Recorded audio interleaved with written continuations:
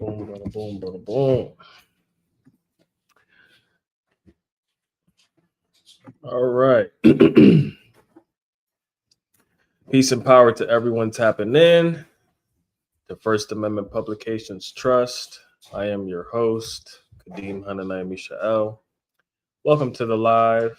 Today we're talking about one of the deepest deceptions that's impacted generations.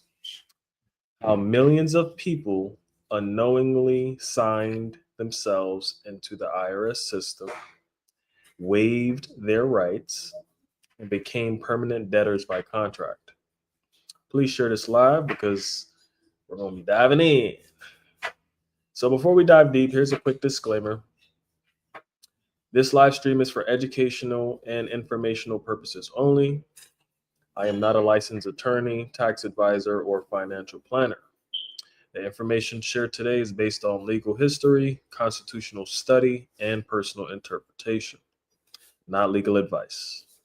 Always do your own research and consult a qualified professional before acting on anything discussed here. By watching, you agree that you're fully responsible for how you apply this information. So let's start with the hidden contract. Most people think the IRS forces them to pay taxes. But here's the truth. It's all based on consent. Consent you never really gave. Consent you never realized you gave. It started with House Joint Resolution 192 in 1933, which removed gold and silver from circulation. From that moment on, you no longer paid debt. You discharged it using private corporate notes called Federal Reserve notes, better known as dollars, greenbacks, IOUs. And because there was no lawful payment, a new system had to be created. A system that presumed your signature was a donation to a private federal trust. Enter the W-4, 1040, Social Security number, and bank contracts, all voluntary, all binding.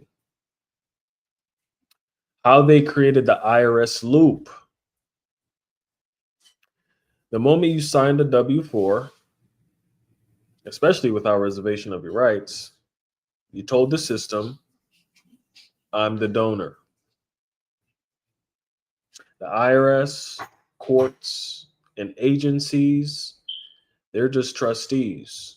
Your labor, it's treated as a gift to the public trust and taxed accordingly. That's why the IRS says it's voluntary, because it is.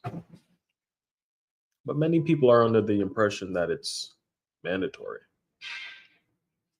You didn't know the rules, but silence is consent under Roman civil law. And so you became the surety. You became the collateral. So there's two jurisdictions, one decision. Under the Constitution, there are two jurisdictions. Under the Constitution, you have the Union of States, Article 4, Section 3, Clause 1, where rights are protected, debts are paid, and contracts are sacred. And then you have a territory, Clause 2, where privileges are granted, debts are discharged, and codes, statutes govern everything. When we use Federal Reserve notes, swipe a credit card, or file a 1040, we're volunteering into this second jurisdiction, the Unincorporated Interstate Banking Association. You've moved from sovereign to subject. The IRS is real, but the contract is the problem. The IRS is not illegal. It's a private debt collection agency for a private system you voluntarily participate in. They tax the benefit, not the right. And because you took the benefit, they presume you owe. You became a third-party donor to a trust you didn't even know existed. That's the trap. And that's what we're dismantling today. So here are 5 practical remedies you can start today. So what do you do once you realize the trap, right? You start restructuring your contracts and reclaiming jurisdiction. Here's how to begin. Number 1, stop using W-4s and credit cards. Become familiar with W-8 bends or W-8 forms. Okay. You want to revoke your consent to federal jurisdiction. These forms are gateways to third-party claims. Number 2, this may be new to you. Use postal money orders or corporate checks instead of personal checks. All right, so you need to have a business checking account open or a trust checking account open, right? Because you want to avoid re-entering federal commerce unintentionally. This keeps your transactions private. Number 3, establish a private trust or unincorporated association. Contract privately and protect your assets lawfully.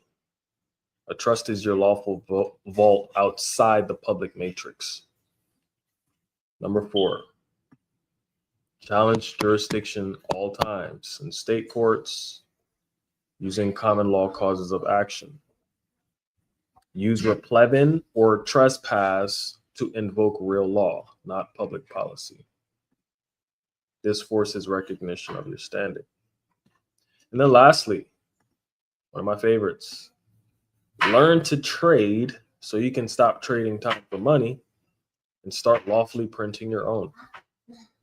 Master stocks or binary options trading or futures using smart money concepts or even Forex. Route your profits into your private trust, fund your freedom, print your own path. This is how you become the bank. So drop your questions below if you have any. Let's talk real strategy, trust creation, jurisdictional exit, trading income, and how to reclaim your estate without going to war with the system. You didn't lose your freedom, you just signed it away. But contracts can be rewritten, my friend.